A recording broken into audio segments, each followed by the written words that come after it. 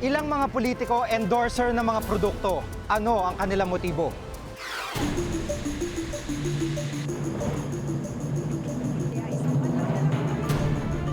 Sang-ayon sa batas at desisyon ng Korte Suprema, hindi pwede sabihing pangangampanya ang isang bagay kapag wala pa namang eleksyon at hindi nakasalagay yung salitang vote for ng kung anumang pwesto. Yung iba, ayaw sumunod sa batas, gusto talaga makakalamang sa kapwa, kaya dinadaan nila sa kunwari ay mga commercial models sila. Nakakatawa naman yun dahil hindi man sila ganon kaganda o kagwapo. Cherry Hills, Ginsaugon at ngayon Compostela. Pababayaan na lang ba na humaba ang listahan ng mga biktima ng landslides?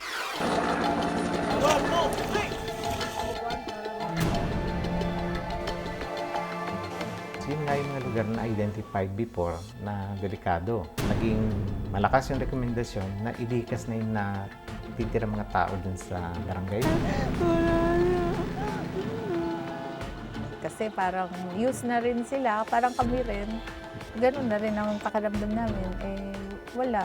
Nasa sa amin na lang. At our own risk nga. Isyong malalim at makabuluhan. Buong tapang na binusisi at binantayan dito sa Reporter's Notebook. Mapa telebisyon, billboard o radyo, makikita ang pag-endorso ng samot-saring produkto. Hindi ng mga artista, kundi ng mga kilalang politiko. Bakit ito inaalmahan?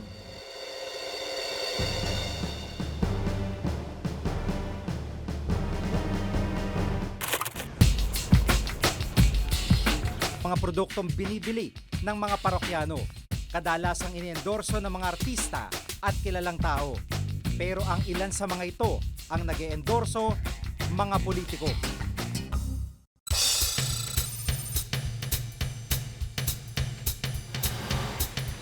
Sa kahabaan ng North Avenue sa Quezon City, makikita ang maputi at makinis na mukha ni Senador Loren Legarda. Ang malaking billboard ng senadora, hindi proyekto ang ibinabandera, kundi isang produktong pampakinis at pampaputi daw ng kutis. We were asked and we thought it would be a good way for exposure and to generate awareness, and the proceeds of these billboards would go to good social services na causes sa makakatulong. Pero matapos ang kontrobersyang kinasangkutan ng produkto, 2 buwan na nakakalipas, agad ipinatanggal ni Senador Legarda ang kanyang mukha sa mga billboard. Tumanggi magbigay ng pahayag ang United Shelter Health Products, ang distributor.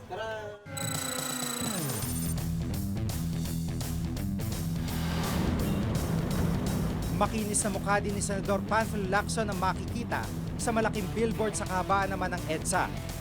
Serbisyo ng isang facial care ang kanyang iniendorso. Bagamat matagal na raw siyang kliyente ng facial care center, pinag-isipan niya raw ng gusto ang pag-eendorso rito. Isang linggo nakalapag sa table ko yung draft na kontrata, hindi ko pinipirmahan kasi pinag-iisipan ko yung mga criticisms. Sabi nila, masyadong vain, pero naisip ko, yung mga tao, lahat naman vain na, yung iba hindi lang umaamin. Kasi sino ba naman ang aayaw na maganda yung itsura mo, no? Maganda yung projection mo sa ibang tao. Ang facial care hindi rin nagpaunlak ng panayam sa amin. May ilang tumututol sa pagkakaroon ng commercial ng ilang politiko dahil para sa kanila, ito'y maagang pangangampanya. Noong Hunyo, naghain ng petisyon sa Commission on Elections ang kapwa nila senador na si Senator Miriam Defensor Santiago. Inalmahan nito ang pag-eendorso ng ilang politiko. Para sa senadora, maagang pangangampanya para sa 2010 elections ang motibo sa likod ng patalastas ng ilang politiko. Yung iba, ayaw sumunod sa batas, gusto talaga makakalamang sa kapwa, kaya dinadaan nila sa kunwari ay mga commercial models sila. Nakakatawa naman yun dahil hindi man sila ganon kaganda o kagwapo. Tapos, bakit ngayon lang sila nag-commercial model? Nanguna sa 2007 senatorial elections ang ilang politikong nag-eendorso. Pinakamaraming botong nakuha noon si Senator Legarda. Pumangatlo naman si Senator Lacson. At sa pinakahuling survey noong Hunyo ng Social Weather Stations, kabilang din sila sa pinakamataas sa pagkapangulo para sa eleksyon sa 2010. Pero giit naman ng mga senador, hindi raw sila nangangampanya sa kanilang pag-eendorso. Hindi ko sinasabi doon na ako si Ping Lacson, iboto niyo ako. Wala naman sinasabi gano'n. Produkto yung in-endorse ko. But the COMELEC ruling was hindi naman pinagbawal. Until such time na ipagbabawal, then magko-comply kami. But I don't think I apply with regards to this question because I don't have billboards anymore. Noong Hulyo, naglabas ng desisyon ng COMELEC hinggil sa petisyon ni Senator Santiago. Sa isang resolusyon, sinabi nito na hindi raw sila ang tamang ahensya upang umaksyon sa inihaing reklamo. Wala raw kasing nilabag sa Omnibus Election Code ang mga politikong nag-eendorso. Maliwanag yan na ang premature campaigning ay mangyayari lamang kung meron ng kandidato. Wala pa namang kandidato ngayon kaya hindi pa applicable ang sections 80 ng Omnibus Election Code. Sa ilalim ng Section 79 ng Omnibus Election Code, tanging mga kandidato lang ang pinagbabawalang mangampanya sa labas ng itinakdang campaign period. Pero dahil malayo pang eleksyon, wala pa namang kandidatong naghahain ng kandidatura. Giit ni Senador Santiago, sumasalungat ang Section 80 sa Section 79 ng Omnibus Election Code. Kung tutuusin mo, hindi nga sila covered dahil hindi sila kandidato. Pero sa Section 80 naman, nakalagay doon, itong pagbabawal ng premature campaign ay dapat sundin ng maski sinong tao by any person, whether a voter or a candidate. Ayon kay Mon Casiple ng Institute for Political and Electoral Reform, ang probisyong ito ng batas ang ginagamit umanong butas kung saan nakakalusot ang mga politiko. Ginagamit nila ng parang loophole. Kung hindi siya nagpa-file at hindi naman siya nagsasabing botohin niyo ako, hindi pumapasok sa tinatawag na partisan political activity. Pero otherwise, may mga aktibidad silang ginagawa na kung sa normal ba natin na pagtanaw ay talagang pangampanya na. Maging ang COMELEC aminadong may problema sa batas. Hindi niya sinasakop yung panahon na katulad ngayon na wala pa namang eleksyon. So, walang campaign period at wala ring dapat mag-file ng certificate of candidacy pero they are practically campaigning for themselves. Walang batas na sumasakop sa sitwasyon ngayon. Dapat meron. Isa ito sa mga isinusulong ni Casiple, ang magkaroon ng batas na babago sa ilang probisyon ng Omnibus Election Code. Magkaroon ng batas na matapalan yung ganong loophole. Halimbawa, specify talaga kung ano yung ibig sabihin ng pre-campaign period. Gaano kahaba ba yan? Pangalawa, ano dapat yung behavior ng kandidato sa panahong yan? Sa kabila nito, hindi raw ito sapat na dahilan para hindi mabantayan ng COMELEC ang mga politikong nakakalusot sa batas. Ang kanilang power sa electoral process ay plenary. Sa pag-regulate, sa tingin ko, yun yung kulang. Kasi pwede sila maglabas ng circular na bawal yung ganito, bawal ganyan. May power ang COMELEC ng gano'n. Pag nag-issue ng implementing rules ang COMELEC at sinabi, kahit hindi siya nag-file ng certificate of candidacy, ay premature campaigning na rin, di inamend namin yung law, hindi pwedeng gawin yan ng COMELEC o sino mang administrative body. Ang dapat gumawa niyan, Congress, i-amend nila yung law. Naging ahente, nagtitinda ng sabon, alak, at ano-ano pa. Ito ang mga kamay na humubog sa bansa. Pero ano-ano naman kaya ang humubog sa imahe nila? Abangan sa makasaysayang pagbabalik tanaw sa 5 administrasyong ating binantayan sa Ngalan ng Katotohanan. Setyembre 28.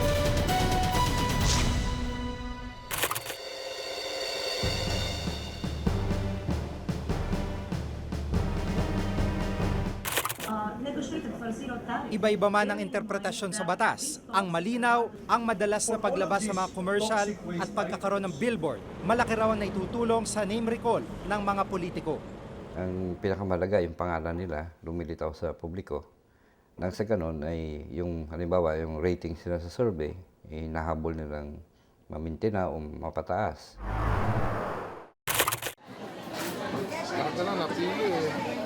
Bago pa man naging senador, nakilala si Senator Mar Rojas bilang Mr. Palengke. Madalas kasi ang paglabas niya sa telebisyon dahil sa kanyang pagbisita sa mga palengke nung trade secretary pa siya. Ang imaheng ito ang kanyang dinala sa kanyang kampanya noong 2004 elections upang pangunahan ang senatorial race noon. kabayan. 4 na taon ako na namamalengke, 4 na taon nila akong nakita na halos linggo-linggo nagre-report tungkol sa presyo. Hindi naman ito na parang overnight na parang ginawa-gawa lamang para sa kampanya. Kaya mataas ang tiwala ng ating mga kababayan sa atin. Pebrero ngayong taon, lumabas si Senator Rojas sa isang patalastas ng sabong panlaba. Kaya siguradong tipid. Giit niya, hindi siya maagang nangangampanya. Bahagi raw ito ng kanyang advocacy campaign. Yung punto dito ay sa pag-advertise, sa pagbebenta nitong mga produkto na ito, ay dapat wag lokohin at wag magpaloko ang ating mga mamimili. Para sa akin, hindi ito labag sa batas. Magandang asal ang aking pinopromote dito. Wala akong tinanggap na pera. At ang higit sa lahat, ang itinulak natin dito, yung kapakanan ng ating mga mamimili. Dapat magtipid ng tubig. Ang paglabas naman ni Senator Pia Cayetano sa patalastas ng isang fabric conditioner, sumusuporta raw sa kanyang paniniwala. It is an advocacy of mine as chairman of the Committee of Environment. My particular ad, it was an endorsement for saving water. Kaya laban sa limang banta, Red Cross believes. Tulad ni Senator Cayetano at Rojas, bahagi rin daw ng kanyang advokasya ang pag-iendorso ng isang sabong panligo. Ayon kay Senator Richard Gordon. Ang advocacy natin healthy ang tao, hindi sila magkakasakit. But it's not a beauty soap, it is a health soap. We go even beyond the concept of endorser to what we would call brand ambassador. And that has a couple of components. The first is credibility. And we're looking for folks who truly believe in our products. The second piece would be shared advocacy, which is many of our brands, in fact, most of our brands, have things that they feel are important to that brand to help the society and the community. Pero ang ilang senador, aminadong personal na ginamit ang kinita sa pag-endorso. Sa isang TV commercial, inendorso ni Senator Francis Escudero ang isang health supplement. Okay ba? Aminadong nakatanggap siya ng bayad para sa kanyang ginawang patalastas. 400,000 ang binayad sa amin. Deklarado yun at nagbayad din kami ng buwis para doon. Dagdag na kita yon para sa pamilya, legal, hindi ninakaw sa gobyerno, at hindi nanggaling sa bulsa ni Juan de la Cruz. Pero giit ni Senador Escudero, produkto raw ang kanyang iniendorso at hindi ang sarili sa pagpayag sa kanyang ginawang endorsement. Sang-ayon sa batas at desisyon ng Korte Suprema, hindi pwede sabihing pangangampanya ang isang bagay kapag wala pa namang eleksyon at hindi nakasalagay yung salitang vote for ng kung anumang pwesto. So hindi pangangampanya yun. Hindi ako deklaradong kandidato at wala akong inaanunsyong pangarap o ambisyon para sa 2010 para sabihin kung ito'y para doon at ang layunin namin sa paggawa nito ay para din sa 2010. Sa statement ng Macro Pharma Corporation, sinabing hindi political agenda ang dahilan, kundi regular user daw ito ng kanilang produkto. Bukod kay Senador Escudero, sinabi rin ni Senador Lacson na may natanggap siya mula sa kumpanyang may-ari ng kanyang inendorso. Walang talent fee ito eh. Exchange deals ang usapan namin dito. Of course, libre lahat yung pag-treat sa akin doon. Pangalawa, may mga regalo sila. Nabigyan ako ng 2 high-end na cellphones, medyo mahal din. Bigyan ako ng Rolex na relo. Ang ibang senador naman sinabing wala silang natanggap pero idinonate raw nila sa foundation. Minsan ding nag-endorso ng isang produkto sa Senator Kiko Pangilinan. Sa isang sulat na pinadala sa amin ng kanyang Chief of Staff, sinabi niyang matapos ang commercial na ginawa noon, hindi na muling tumanggap ng anumang pag-endorso ang senador.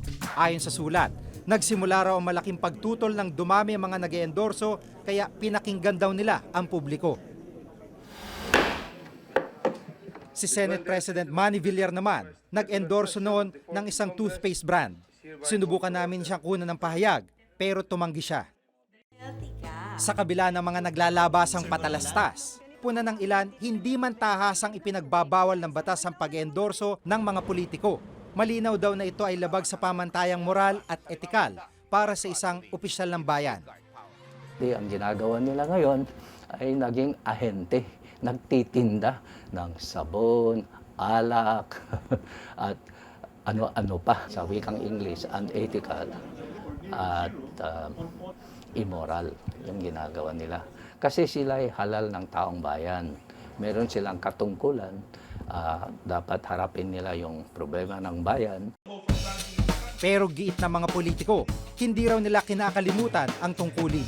Ginawa namin ito hindi sa oras ng trabaho, kung hindi oras pagkatapos ang obligasyon at trabaho namin dito sa Senado. Kung sakaling dumating sa punto na magkaroon ng Senate investigation at ang involved dito yung facial care na iniendorso ko, mag-inhibit ako, hindi ako magpa-participate sa discussion, hindi ako sasali sa hearing, at hindi rin ako boboto. Ang unethical pag ginagamit mo yung pera ng gobyerno. Unethical yan. Ang ethical yung pagka pinipilit mo yung tao na bigyan ka ng pera para makapag-advertise ka. Sa pag-endorso ng ilang politiko bukod sa produkto, tila naibebenta rin nila ang kanilang sarili sa tao.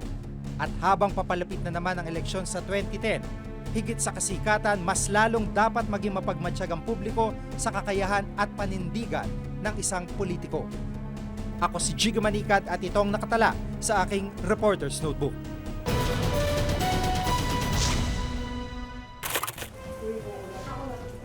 Ito ang malaking sira. Yan. Ang basura. Yan. Ito ang butas sa butas.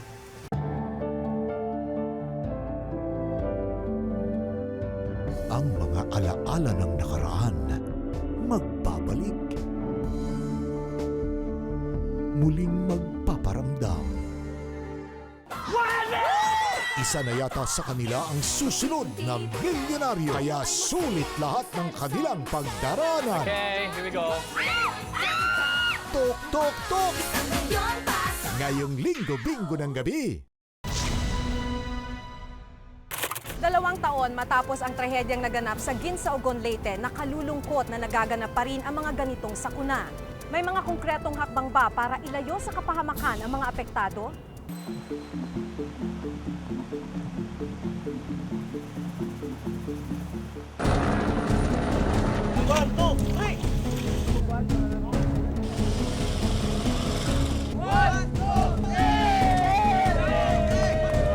Ito na lang ang natitira sa barangay Ginsaogon. Pagkatapos ng landslide, parang nagkaroon ng mga maliliit na bundok sa isang dating komunidad. February 17, 2006, naganap ang itinuturing na pinakamapinsalang landslide sa bansa. Nabura sa mapa ang buong barangay ng Ginsaogon sa St. Bernard, Southern Leyte. Sa isang iglap, mahigit 100 buhay ang naglahong parang bula, habang daan-daan naman ang nabaon at di na muling nakita pa. Matapos ang trahedya ng Ginsaogon, isang hakbang ang sinimula ng Mines and Geosciences Bureau o MGB. Yung Geohazard Mapping Program, isang programa ng gobyerno para ma-identify o malaman yung kondisyon ng mga bayan natin at mga barangay sa buong Pilipinas. Ang inaalam ay kung ano yung mga posibleng geohazards. Ito yung mga natural hazards katulad ng landslide, flash floods o flooding na pwedeng umapekto dun sa area. Pinupondohan ng gobyerno ang hakbang na ito. Mula 2007, 60 milyong piso kada taon ang budget para sa geohazard mapping. Pero sa kabila ng mga pagsisiyasat, hindi pa rin nawawala ang banta ng mga sakuna sa buhay ng mga apektado.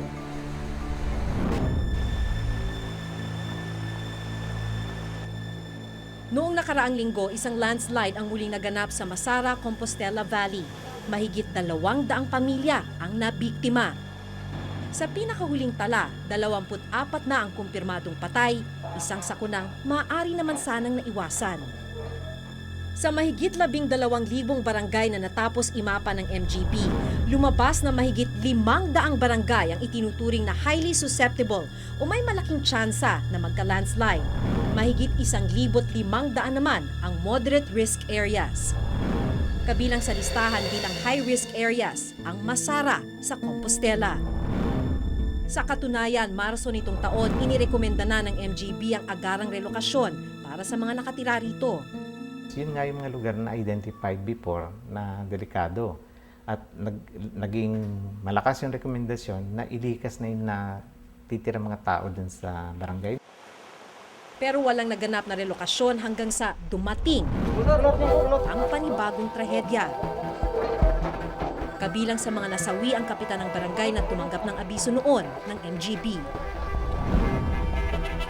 Napapabilang ang Pilipinas sa tinaguriang Pacific Ring of Fire at Typhoon Belt.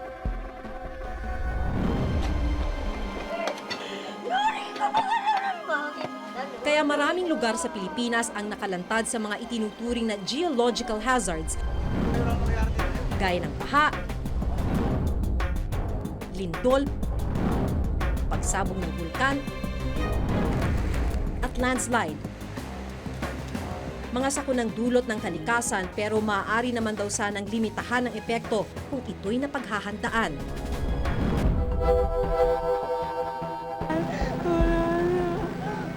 August 3, 1999, nang maganap ang Cherry Hills landslide sa Antipolo.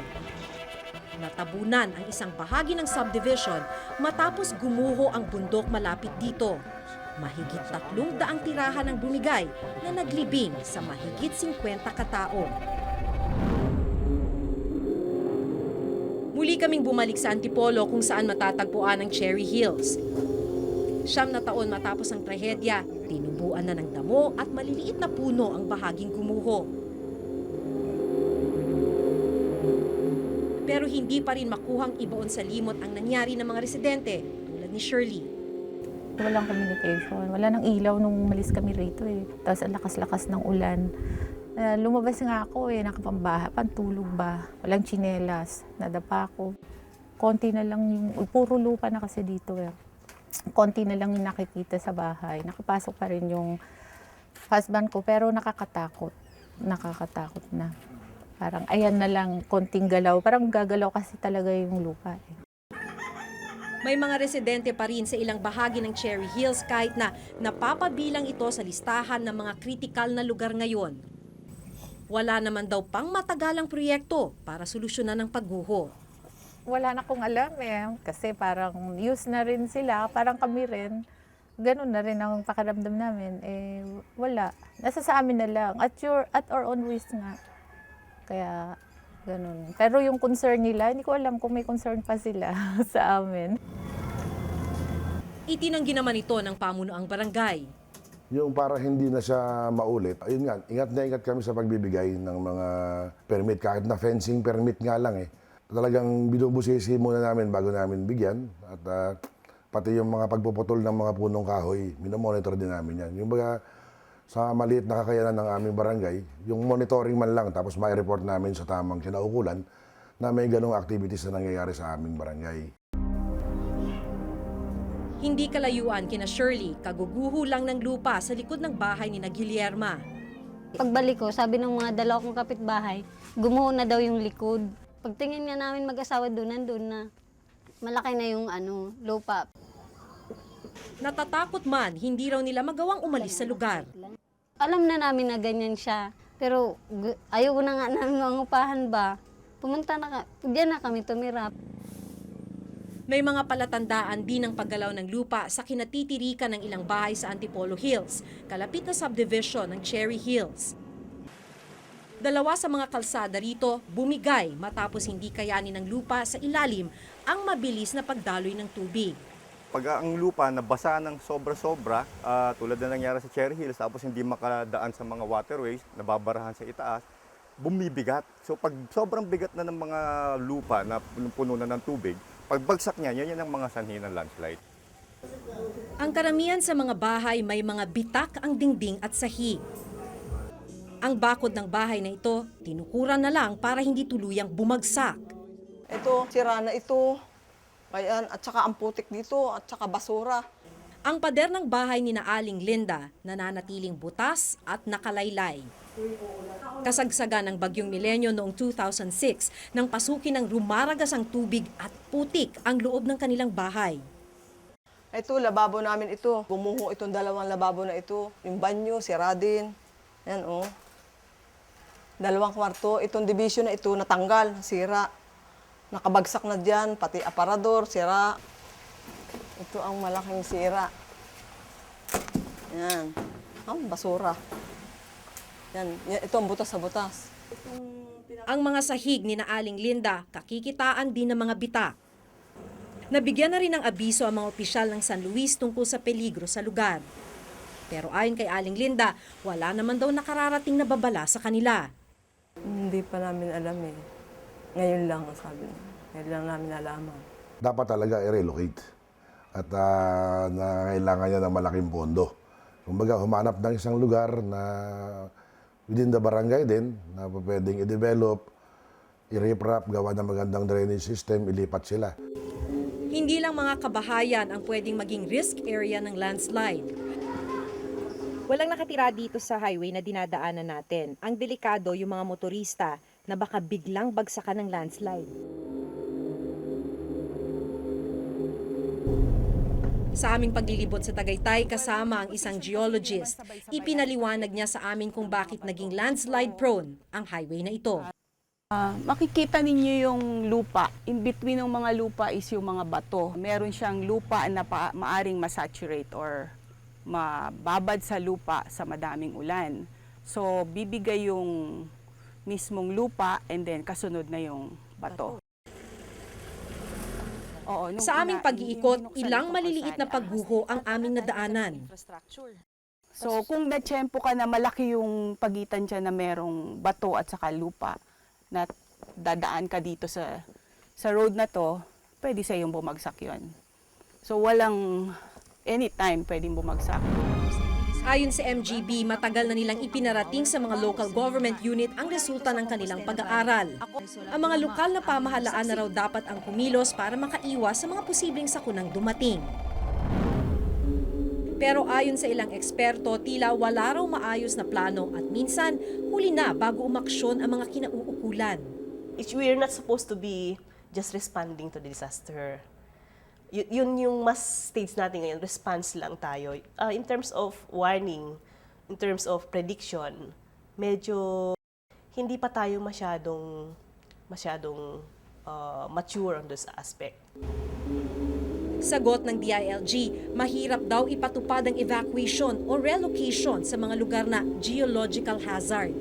Hindi natin sila pwedeng uproot doon sa kanilang mga lugar sapagkat pag in-uproot mo sila doon, parang ina-uproot mo na rin sila doon sa kanilang communities at yung livelihood nila dahil ito yung kanilang source of income. Socially and economically, medyo mahirap. Pero tinitiyak naman nilang pinagtutuunan ng pansin ang mga paalala ng MGB.